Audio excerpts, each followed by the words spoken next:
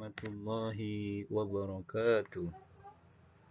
Anak-anakku yang dirahmati oleh Allah Subhanahu wa ta'ala, mari kita belajar materi, mari mengaji dan mengkaji Quran Surah Al-Hujurat, surat ke-49 ayat 13 dan hadis tentang keragaman.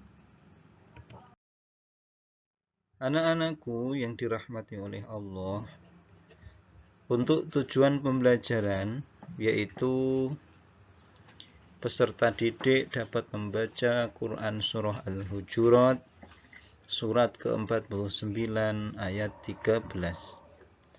Yang kedua, memahami pokok Quran Surah Al-Hujurat surat ke-49 ayat 13. Yang ketiga, menulis Quran Surah Al-Hujurat surat 49 ayat 13.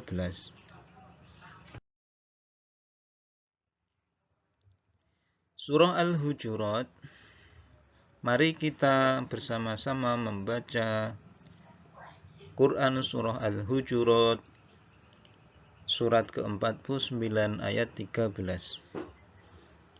Bismillahirrahmanirrahim.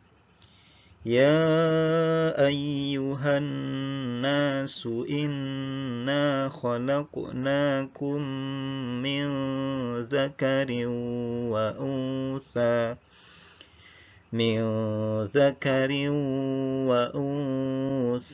وجعلناكم شعوبا وقبائل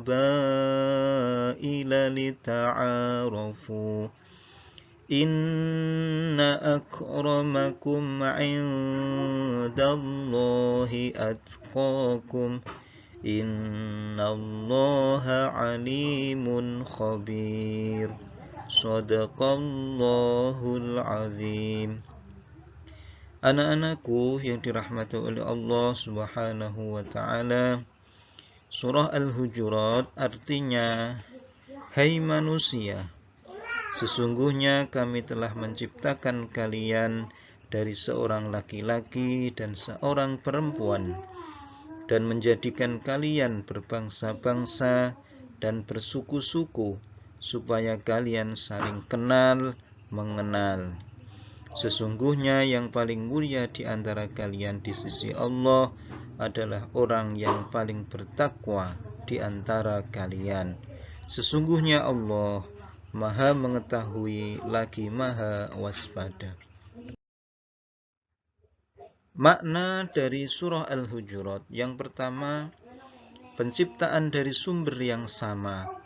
Ayat ini menegaskan bahwa seluruh umat manusia berasal dari satu asal yang sama, yaitu dari seorang laki-laki, Nabi Adam, dan seorang perempuan, yaitu Hawa. Hal ini menunjukkan kesetaraan dasar antara manusia, tanpa memandang ras, bangsa, atau suku. Yang kedua, perbedaan sebagai sarana untuk saling mengenal. Allah menciptakan umat manusia dengan berbagai bangsa dan suku agar mereka dapat saling mengenal, bekerja sama, dan berinteraksi dengan cara yang penuh rasa hormat. Ini bukan untuk menciptakan perbedaan yang menimbulkan rasa permusuhan, melainkan sebagai cara untuk memperkaya hubungan sosial dan budaya di antara manusia. Tinggi derajat di sisi Allah berdasarkan takwa. Yang membedakan manusia di hadapan Allah bukanlah status sosial, warna kulit, suku, atau harta benda, melainkan takwa atau ketakwaan kepada Allah Subhanahu wa ta'ala. Takwa ini mencakup ketaatan, kesolehan, dan kepatuhan terhadap perintah Allah serta menjauhi larangannya. Semakin tinggi tingkat takwa seorang, semakin mulia dia di sisi Allah Subhanahu wa ta'ala. Allah Maha mengetahui dan Maha waspada. Allah memiliki pengetahuan yang sempurna dan mengetahui segala sesuatu yang tersembunyi dalam hati umat manusia. Oleh karena itu, meskipun manusia dapat saling menilai berdasarkan tampilan lahiriah, hanya Allah yang mengetahui niat dan kualitas takwa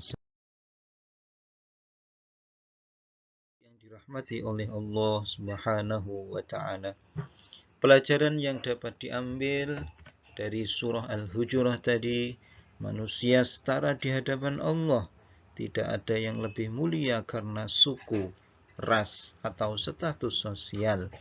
Yang lebih mulia adalah yang lebih bertakwa kepada Allah, menghargai perbedaan dalam suku, bangsa, atau budaya seharusnya menjadi sarana untuk saling mengenal, bukan untuk saling merendahkan atau membenci.